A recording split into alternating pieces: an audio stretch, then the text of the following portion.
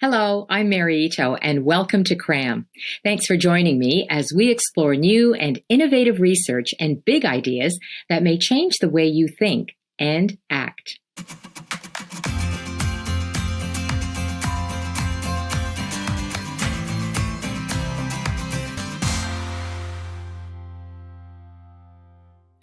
Now, let's say you're faced with some very deep-rooted problems at your workplace. They're long-standing and they're messy, and something's got to be done. Where do you turn to? How about the world of art and creative thinking? It seems a bit of a head-scratcher, but more and more organizations are implementing a process called design thinking. Big brands like Apple, Google, and Samsung have adopted this innovative approach. Even several military forces have signed on. In Canada, the Canadian Armed Forces is part of a study on design thinking. It's led by Professor Michele Mastroeni and his team at OCAD University in Toronto. He's here to talk about it. Hi, Michele. Hi, how are you? I'm great, thanks. So why don't we start off and you explain, first of all, what is design thinking? Sure. So design thinking is it's a framework. There's no real definition existing of design thinking. There's a lot of competitive definitions of what design thinking is. But if we were to take the common things, design thinking is really a way of not just problem solving, but actually making sure you're finding the right problem, right? So problem framing, going that step before the problem solving. So if you want to use the metaphor, making sure you're putting the ladder on the right wall, rather than just kind of putting it up on any wall. And what you're doing is what we call human-centered design thinking. You're looking at the different ways that stakeholders look at an issue, look at a problem, how they look at the world, but also it's self-reflective. So looking at your own biases and thoughts on how the world operates and so on, and questioning them. Right. So the design thinking in a way provides you with a lot of different tools, and methods that you can use that can help you break these biases. And then once you break your biases and you engage with as many stakeholders as possible. So in every problem, there's multiple stakeholders. Engaging with as many of them as possible, you then start coming together with multiple crazy ideas, we call them. And seeing which of those crazy ideas you can then start converging on to then develop further into a solution once you've understood what the problem is. Okay.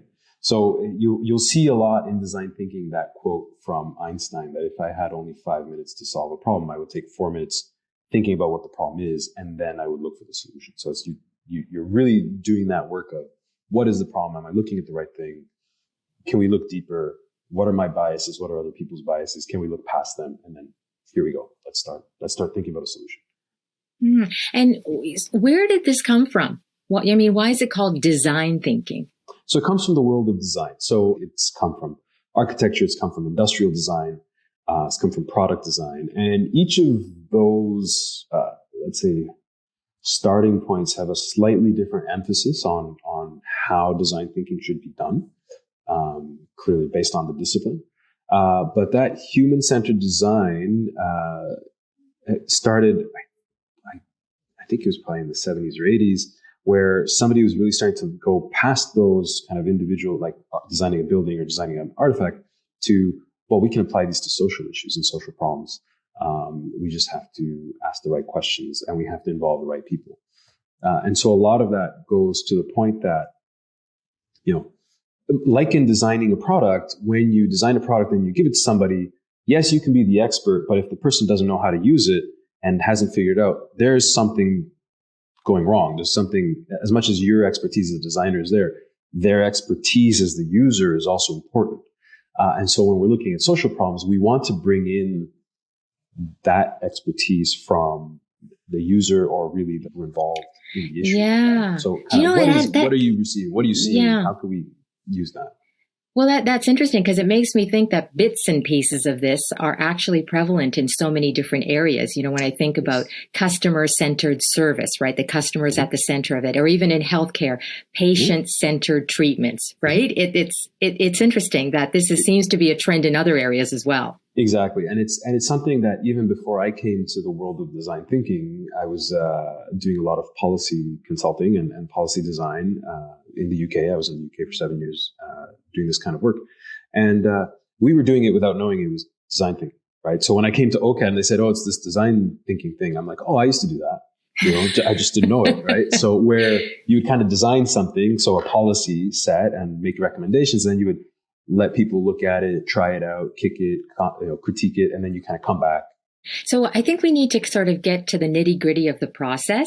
And you were saying, I mean, it could be anything from introducing new innovations to a company, right? So if you were to walk us through sort of in general terms, briefly, like how does it work? I mean, let's say I want to introduce this idea to a company, and now we're able to fly into outer space, right? So I'm thinking, okay, you know what? I'd like to include that in our company because now we can remote work anywhere. How do we get our people to actually work from outer space? Right. Okay. Like it's crazy, but Right. So I guess the first question I would start off with is, is it that you really want people to work from outer space? Why do you want people to work from outer space? What are you trying to achieve by getting people into outer space? Right. So if we start asking questions like that, maybe it's not that you want them outer space. Maybe it's just that you want them in a more flexible environment or something. So to a parallel question, right? It's in military terms, they might say, I want you to build me a better submarine, right? Design me a more innovative submarine. But then the question is, well, do you actually want a new submarine, or is it that you want force projection that's not detectable? Or is it, what about the submarine is it that you're looking for? So that I think is more what we're trying to do at the first step, right? What is the problem? What are you actually trying to achieve? What is the issue that you're trying to accomplish? And then, okay, so who's involved? Who are your different stakeholders? So you have your company, your CEOs, your workers who are going to be sent into space, the workers who are going to stay behind. Other companies maybe that are not going to be sending people into space, right? Maybe it's government, NASA, whatever. So all these people we want to talk about. So we make a stakeholder list, right? Who are the stakeholders? What are their interests? What are their pros and cons? How, all those kinds of things. In terms of this issue, are they going to be allies? Are they going to be, people who conflict with you for whatever reason? So this would be a next step. You then try to gather as much of them together, or a sample of them, or at least learn them as much as possible about them if you can't get access to them. So that you then start not only filling out these stakeholder profiles, but then also start getting a sense of their own interests, their own ways of doing things, and so on, their own biases. And effectively what you're doing is you're trying to create a system, a setup where you're going to help them break out of their biases, but you're also going to generate. So there's a diagram that we use. It's a double diamond. You're going to diverge.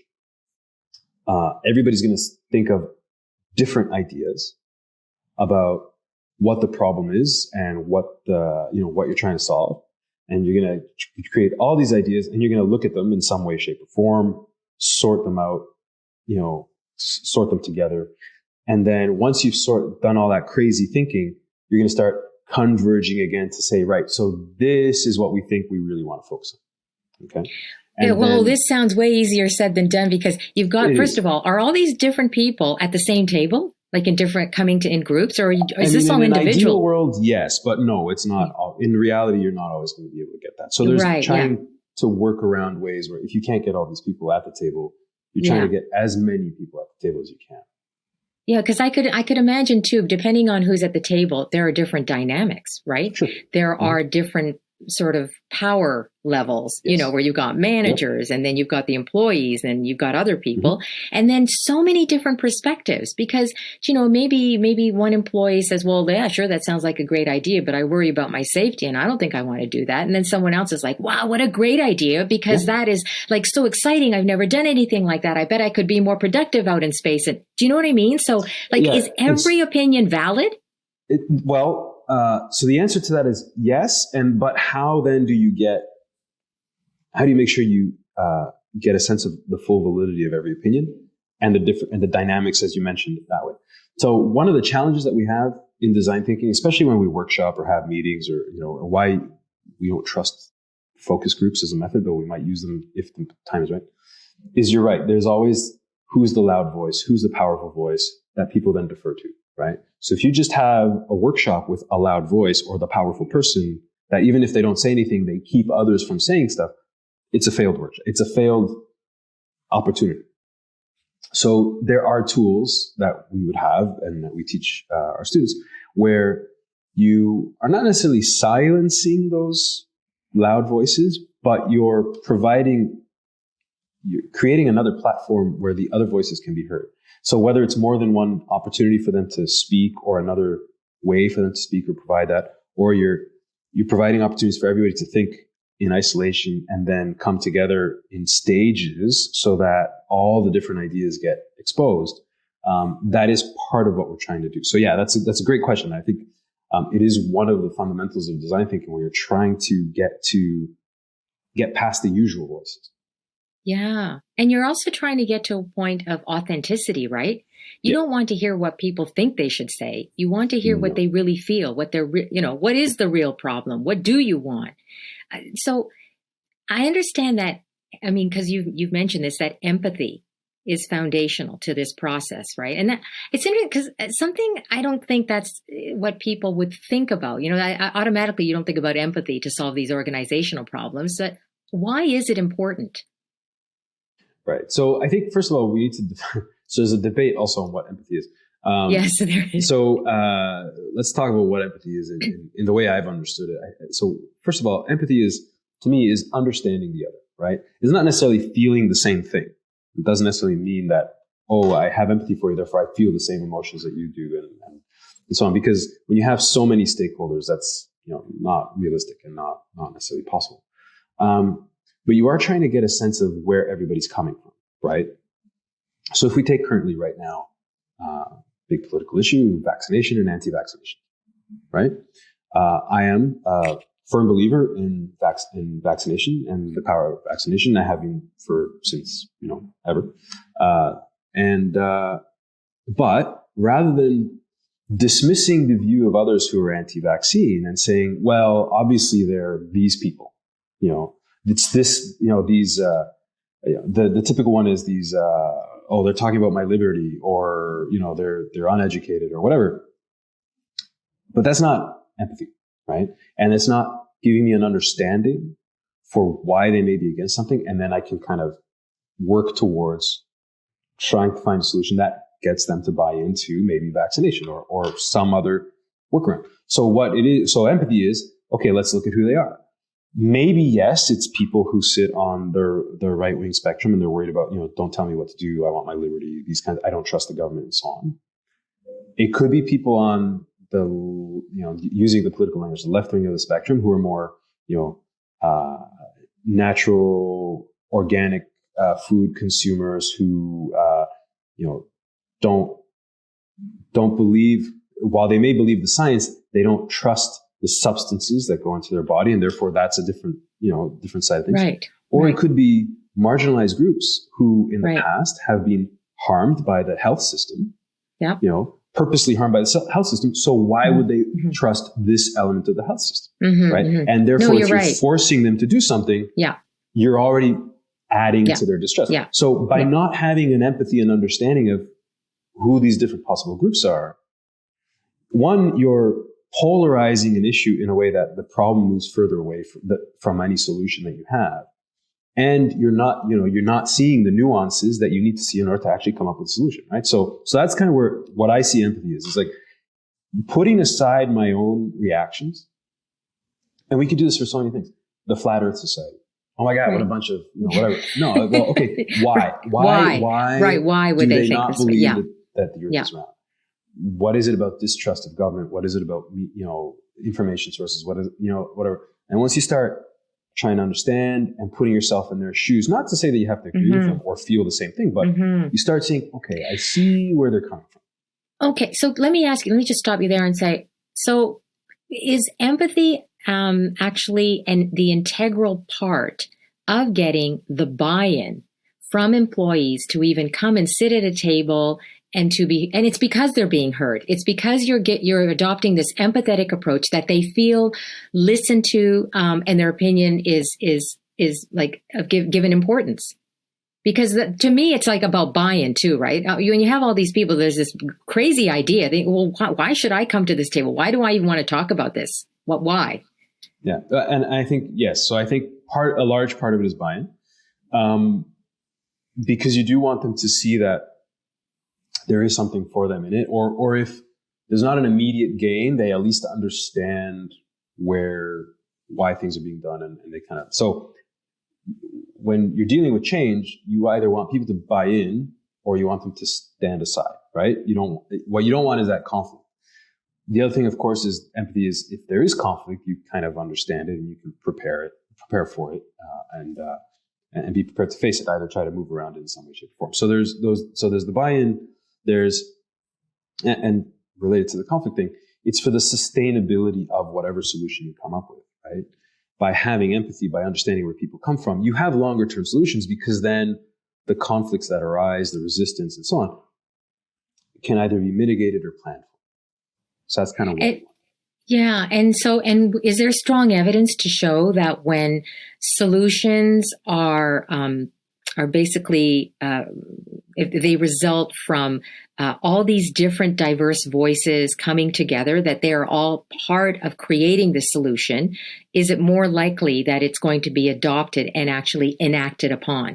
Is there strong evidence for that? There is. I don't have a specific example, but I know there have been studies that have looked at diverse teams versus homogenous teams, or kind of single type of person teams, and definitely. And this is one of the things that we teach at OCAD, both by telling them, but also having our students sit in diverse teams, is that, diverse teams are harder to manage, right? That's something we can't ignore. They're harder to manage, but they do produce more effective solutions, right? So they're harder to manage because what you're doing is you have people with different backgrounds, different education, different belief systems, different understanding of the problem. And they're all dealing with something, and therefore they're going to disagree, right? And so therefore, how do you manage that disagreement in order to come to a solution? But if you think of a problem, instead of having everybody who thinks the same hitting the problem this way, the solutions are you're going to get different people hitting the problem at a different angle, so you're more likely to find a solution. Right. Okay. So you must know this story, because when I was looking into design thinking, one of the articles I read, it talked about the story. Do you know about that truck that got stuck because of the overhead was too low? Anyway, they use this as an example of design thinking. So this truck gets stuck because it tries to go under the underpass, and then it ends up totally lodged. And so then all these people come over, right? All these different experts to try and figure out what to do. And they're like, oh my goodness, should we chip away at the top of the, this overhead? Oh, do we need to take apart the truck? And so these different experts, right? Engineers, et cetera, who came onto the scene had their own take on it. And then this apparently, I hope this isn't some urban legend, but this boy comes by, a boy, and he says, well, why don't you just deflate the tires? And and he was right. That was the simplest solution. For sure. Yeah, no, it is fun. And I love, a game I play with my students is I'll get them to look at an image, and and the image may have a very obvious explanation, but I'll force them to think of multiple explanations, right? So I have an image of a cassette tape and a pencil, right? And I'll ask them, why is the cassette tape and the pencil together, right? So we all know, if you were born in a certain era, you use the pencil to kind of wind up the tape, right? If it gets loose, okay. But then I'm like, okay, so that's the obvious one. We've all heard that joke. We've all heard we've all seen the meme, right? Now what else? And I want you to come up with at least 3 or 4 or 5, right? And so at least it forces them to kind of think, all right, well, now I need to think of an extra explanation of what's going on, why. And, different people will come with, I've had some wonderful stories told, and a lot of them will depend on, where they come from. Like one of my students was from Lebanon, and she was saying, actually, this is how we would get news from the outside world during any of our news blackouts during the war. We would get people to, from one place, record the news stories on the radio, and then when they crossed the border with the tape and maybe some pencil notes, we would get the news. Yeah. All of a sudden it's like, well, okay, that's a totally plausible, logical story, which I would not have thought of with that combination. Right. Of things, right. So then I guess the other big trick is, I mean, so you get this wealth of information. I mean, what do you do with it all? Right. How do you make sense of that? Yeah. And so this is where, as I said, remember, we have the double diamond. So you have the divergence, and then you have to have methods and techniques to start converging into something that makes the most sense, that you want to start building a solution around. And part of that is you start asking questions about feasibility and impact. There are different tools to start kind of getting people's sense of it. So different experts, again, participants and their own expertise in the field. What would be impossible? What's most possible? What's not? And sometimes the feasibility may be low, but the impact's high. And so you might want to say, okay, well, we're still going to risk here, but you try to converge into a solution that you have Yeah. So there's the double diamonds, because first you diverge on what the problem is, then you converge on what the problem is. And then in terms of solutions, you diverge on possible solutions, crazy ideas. What are we going to do? How are we going to get people in space? Oh, we're going to do this. Oh, well, actually, we don't even need people in space. We're going to, I don't know, think of all the, rockets and teleportations. Actually, never mind. We're going to send them to the bottom of the ocean because that's better, or something like that. Right. So all those different things. And then you start converging again to what the solution is and how to go about doing it. So, and a lot of that work will be, again, feasibility checking and so on, but it's the testing and iteration, right? So design thinking is always about, not being afraid of failure, using failure to learn, and creating those opportunities where people can fail safely, feel safe that they can fail, and then keep refining the solution as they go forward. So, and my understanding is this isn't necessarily linear, right? No. I mean, it isn't. Okay. Because the way it sounds as if we are working towards a solution or multiple solutions, but, I mean, everybody comes to the table too, and many people may not be coming just sort of with this blank idea of what the future or what the solution is. Many people may be coming and thinking, well, this is how I see things resolving, and this is what I would like. So how does that fit in? Those end goals that people are bringing with them to the table. Yeah. So this is part of where the exercise is to kind of, one, assess our biases and not necessarily reject them, but at least be conscious of them early on is important, so that we know what people's objectives are and what they're coming to the table with and why. The bias breaking, I think, is occasionally important, because then it's like, so why the objective? Why that? So then at least if you start questioning that, some people may drop them, may change them, and so on.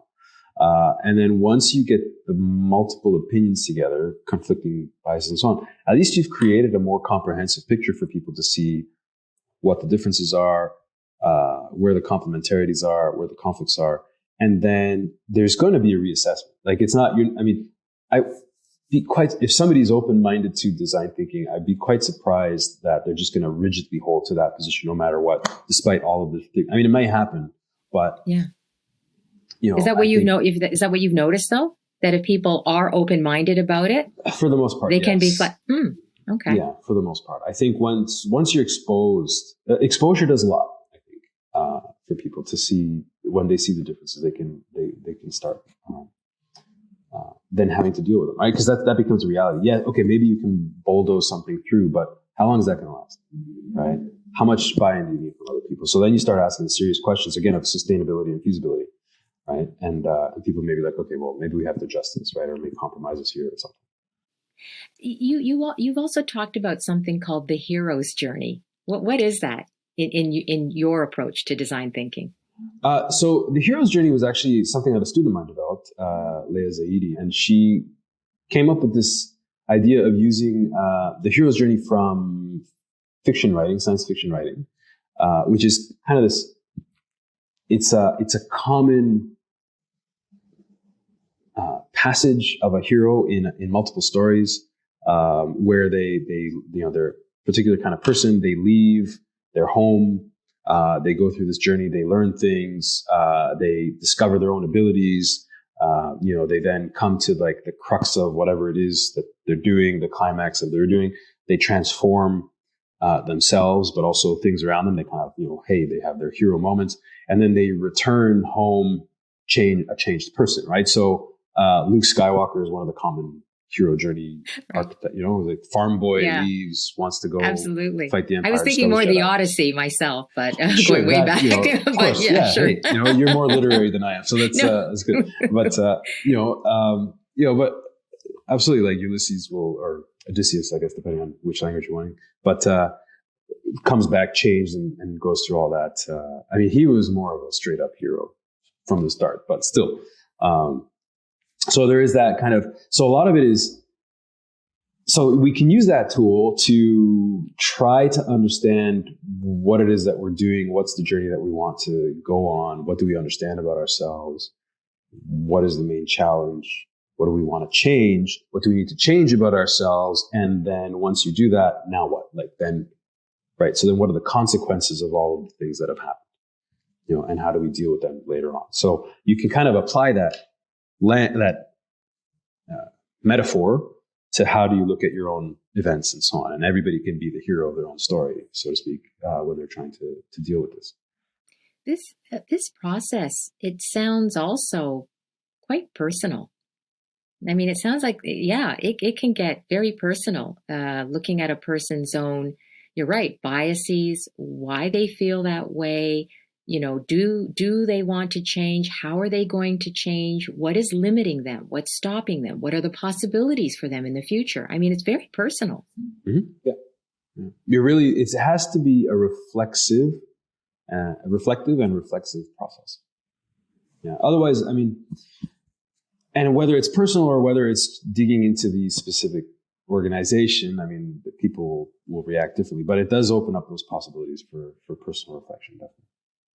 So, I mean, jokingly, I gave the idea about going into outer space to work, but in real life, you are actually working with the Canadian Armed Forces in a study on design thinking.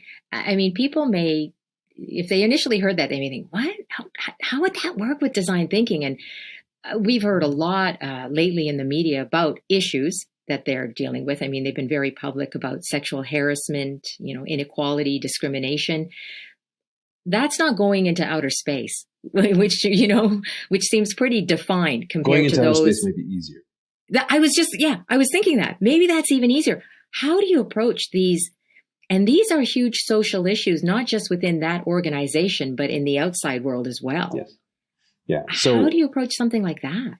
So that, I think, one, you approach it very carefully. And the Canadian forces are not necessarily using one method. They're kind of, right now, they're teaching different methods of design. They have exposure to different methods of design, both Israeli, American, Australian, but also civilian ones.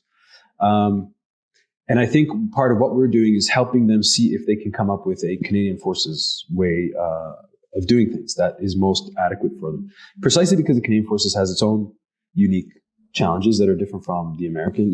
One, smaller force. Two, we're not just overseas, in Afghanistan. We're also, doing disaster relief in Haiti. We're also doing disaster relief in Canada. We're helping COVID in long-term care homes. We're, and then of course, so those are what I would call the mission-oriented needs that are complex. But then you have your own organizational needs that are complex, like the sexual harassment, like the diversity pieces and so on. How do we upgrade our military when we don't have a very large budget for it, when we're a small country with a small budget? How do we deal with Arctic sovereignty and all of the different questions that arise there, right? What are our roles in a great power game? Like, okay, so there's China, Russia, the US, Britain, and so on. What do we do in this space, right? So, Michele, I mean, what you're describing to me, those problems, well, they're so diverse. They're huge. They're small. They're complex. The process that you described to me earlier, just sort of walking us through some of the steps, would that process be applied to every problem, no matter how big, no matter how complex, no matter how many people were involved in it? Basically, is that the process? To some extent, yes, it is. Yeah. Very much so. I mean, there will be some differences in the tools maybe that you use or like specific methods, but the general process is about the same. So I'll give you two examples that seem like they would be contrasting, but the approach is very similar. So when I led a workshop in 2019. We were looking at Mali as a case study, and where they have both anti-terrorism operations, like very kind of direct involvement of anti-terrorism operations, but then also peacekeeping, right? So the two very different things. One is you identify an adversary, the threat, and you go in and you address that adversary threat. The other one is you're not supposed to engage as much as possible because you're not there to engage. And so what we were dealing with was the overlapping, the tensions that are caused by overlapping roles in a space.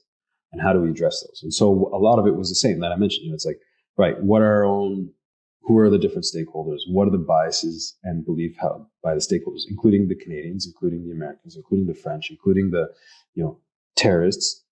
And if we're talking about terrorists and if we're talking about locals, what are the different groups? And let's start now breaking up.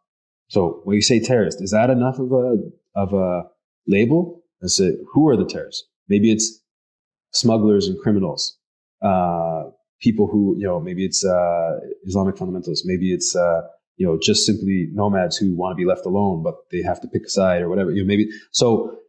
It's creating this nuance, creating this understanding, creating an empathy for these different groups, and then saying, right, what are the challenges on the ground? What are the capacities on the ground, and so on. And then now, so we didn't have access to these groups to sit around the table and talk to for that case, but we did have a lot of experts were brought in who had direct knowledge of the different people, and they would give us kind of a snapshot. So we were working, and this was a short exercise. So we were working with trying to understand that and build that. So who are the stakeholders? What are the biases? What are the crazy ideas diverge? Or what are the crazy understandings of the problem? Right? Is this really the problem? Is it that we have to do this? No, maybe it's actually people just want to be left alone in different ways or something like that. Okay, so this is now the problem. Once we've decided the problem, what are the crazy solutions? Everything from creating a video game and an app for the different groups to kind of come on so you can observe what they're doing to gamification. Okay. Yeah. Right. To no, we have to send in more helicopters, something as simple as that. So that was definitely one process. And the ideas some were really great. And it was the crazy ideas that were the best, because they were really breaking boundaries and really kicking the biases aside, saying, let's just throw this all out and say, this is what we need to do and take the risk. Right. You see that there's hesitance to actually engage. Like if you're not used to that way of thinking, there's like, maybe we shouldn't go this far. And so part of the learning and part of the safety is giving permission to go that far. And really, if it's feasible and it's impactful, why not? Right? So when it comes to the Canadian Armed Forces, how long do you think this process will take? So in the short term, I think there's a lot of buy-in for our kind of project and sponsorship and yes, let's do it. Let's try to set that. In terms of overall organization change, I think it's going to be longer than that. And militaries, I think there's the challenge as well. Militaries during peacetime think very differently than militaries during wartime, right? Right.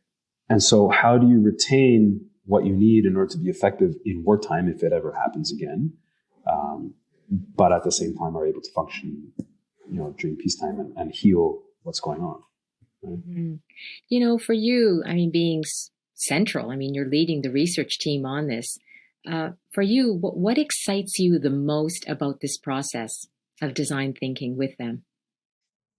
What's fascinating is that a lot of people who have experience and have been through crises, military crises, or like have been in a war zone or whatever, their thinking has evolved to the point where they're doing some pretty advanced design thinking without realizing that they're doing design thinking, right?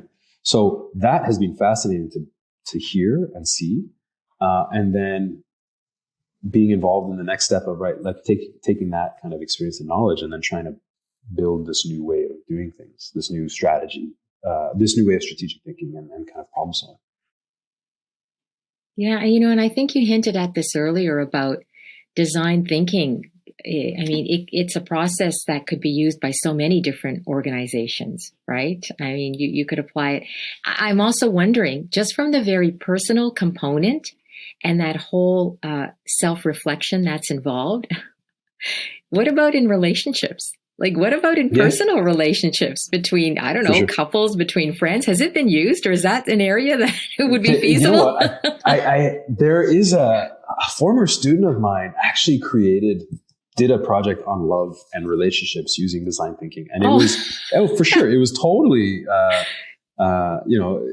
totally adequate for this. And I think, if anything else, that reflexivity piece of, right, what's my bias? Why am I thinking this? Why am I reacting like this? If you give yourself the space to be that reflexive, I think there's a lot to be said about it, right? And understanding where another person comes from. Again, that doesn't mean you excuse behavior or you let it go or you leave it unresolved, both your own and another person's. But I think it gives you that starting point for the discussion, and then either working around or addressing things, that come into play. So, for sure, 100%, I think it works in relationships. So much potential. Maybe that could be your next project with your student. Well, thank you so much for new couples app. Anyway. So. Well, good luck with this work and all the rest of your work. It sounds like an exciting few years ahead, and maybe we'll check in with you at some point to see how it's going, Michele. Thanks so much, man. Thank you. That's Michele Mastroeni. He holds a doctorate in political science. He is an associate professor in the Faculty of Design at OCAD University in Toronto. He and his team of researchers are conducting a study on design thinking with the Canadian Armed Forces. And for more on his research, you can check out our show notes. Hope you enjoyed our conversation, and thanks for joining us.